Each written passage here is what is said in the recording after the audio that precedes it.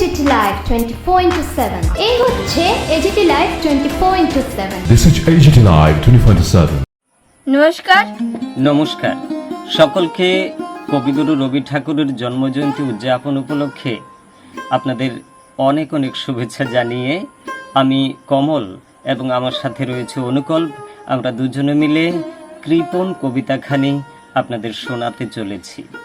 কৃপণ। আমি ভিক্ষে করে ফিরতেছিলাম গ্রামের পথে পথে, তুমি তখন চলেছিলে তোমার স্বর্ণরথে।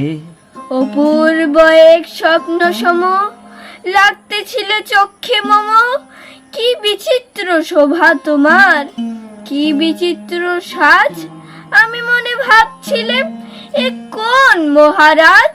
আজ শুভক্ষণে রাত পোহালো, ভেবেছিলেম তবে আজ আমার দাঁড়ে দাঁড়ে ফিরিতে নাহি হবে। বাহির হতে নাহি হতে কাহার দেখা পেলেম পথে, চলিতে রোদ ধনধান্য ছড়াবে দুই ধারে, মোঠা মোঠা কুড়িয়ে নেব নেব ভারে ভারে। দেখি সহসা রথ থেমে গেল আমার কাছে এসে, আমার মুখপানে চেয়ে নামলে তুমি হেসে। দেখে মুখের প্রসন্নতা জুড়িয়ে গেল সকল ব্যথা, হেনকালে কিসের লাগি তুমি অকস্মা, আমায় কিছু দাও গো বলে বাড়িয়ে দিলে হাত।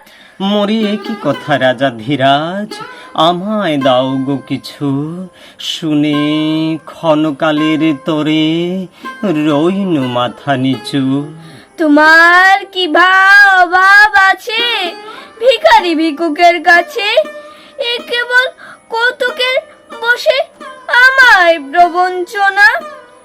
ঝুলি হতে দিলেম তুলে একটি ছোট কোনা, যবে পাত্রখানি ঘরে এনে উজাড় করি, একই ভিক্ষা মাঝে একটি ছোট সোনার কণা দেখি।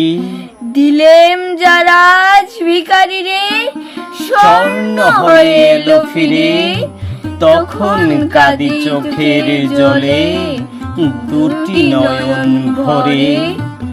তোমায় কেন দেইনি আমার সকল শূন্য করে, তোমায় কেন দেইনি আমার সকল শূন্য করে।